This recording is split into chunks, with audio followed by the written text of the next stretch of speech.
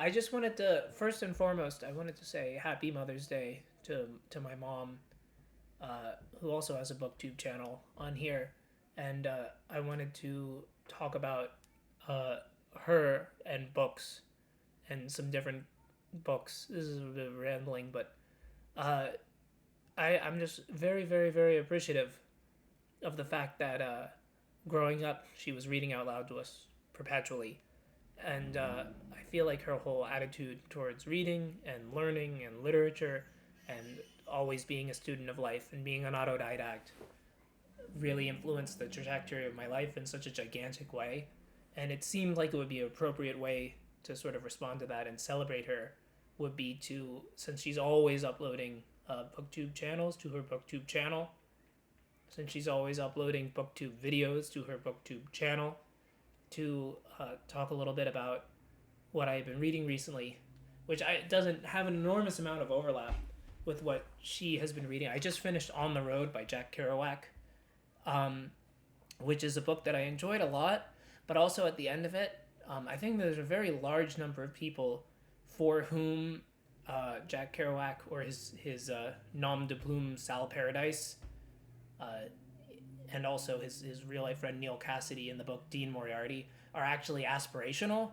That they read this book and they thought to themselves, like, I want to be like these people, I want to have experiences like them, I want to interact with the world in a way that is like the way that they interact with it, with all this, you know, madness to live, wildness, seizing every experience.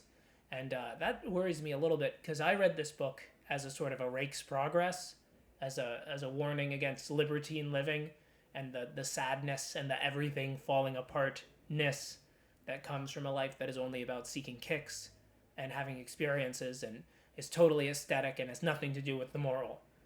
And that was actually my first takeaway at the end of the book. Was I'd heard before, though I never read it, this book by Soren Kierkegaard, the great existential philosopher, about the conflict between the aesthetic life and the moral life. And I just sort of dismissed it because I disagree with a lot of Kierkegaard's ideas, even though I think he's super smart, um, and like maybe the best writer who was ever also a philosopher. Because I'm like, well, no, I kind of go with Plato. I think truth and beauty are actually different aspects of the same thing, but they're one. They're two of the transcendental elements of being. But after reading this book, I'm 100% convinced that it is not only possible, but pretty common for the aesthetic life of beauty and immediate experience and the moral life to be in quite sharp contrast.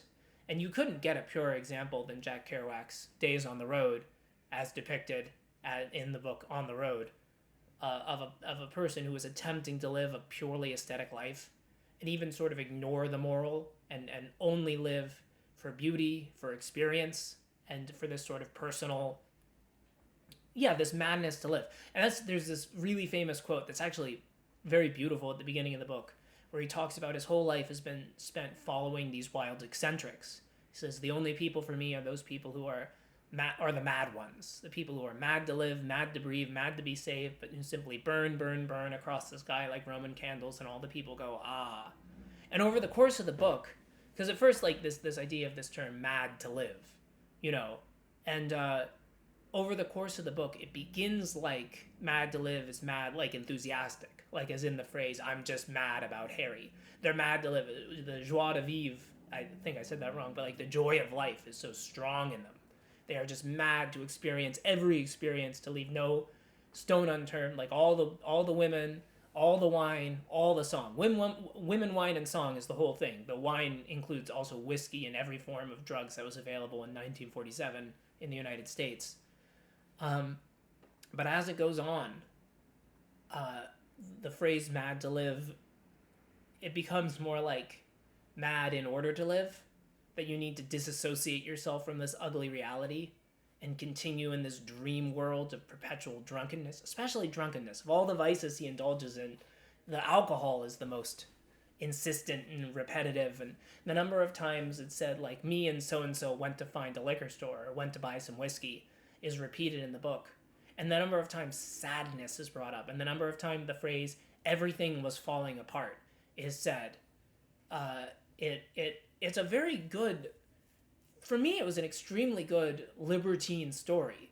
I read it moralistically. I read it as being about why you shouldn't live the way, and it's shocking to me the huge number of people when it was published in 1957 read it just as like, oh, this is great, we should do stuff like this, and seemed to miss all the parts about sadness and agony and falling apart, and eventually all of these close adventuring friends just completely betraying and abandoning each other.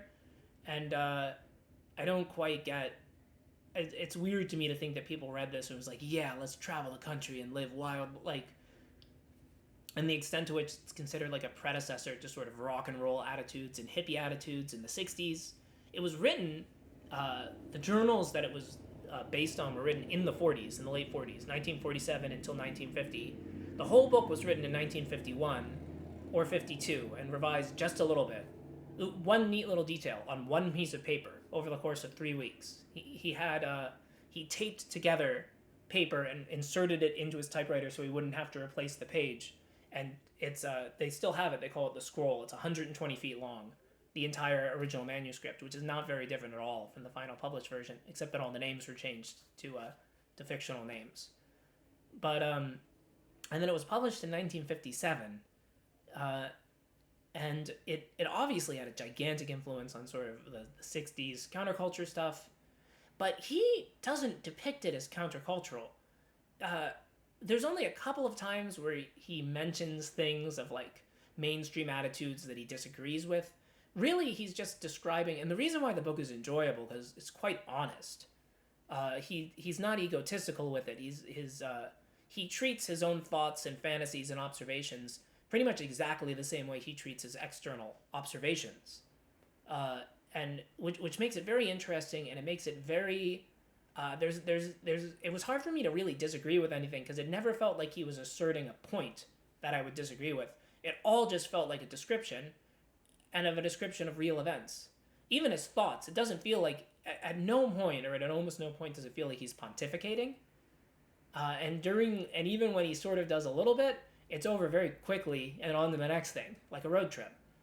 But anyway, just the whole thing of like beginning by being mad to live and then ending by needing to be mad in order to live. It reminds me of people I know who are alcoholics or struggle with alcoholism, and just this feeling like reality is not very easy to deal with on a day-to-day basis, and something that gives you a certain madness, a certain lack of inhibitions or freedom is so deeply desirable to be mad to live. So, well, anyway, mostly I did like it a lot, and I do recommend it.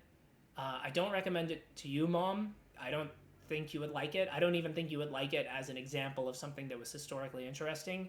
I get the sense that you would interpret it less non-morally than I did, and that would probably annoy you a lot. And but I still want to say, just reading books and trying to have a life of books, and it's something I completely got from you. Reading out loud to me, growing up, the whole homeschooling bit, it was excellent. I'm really, really happy Mother's Day. I just want to say happy Mother's Day. God bless you, Mom.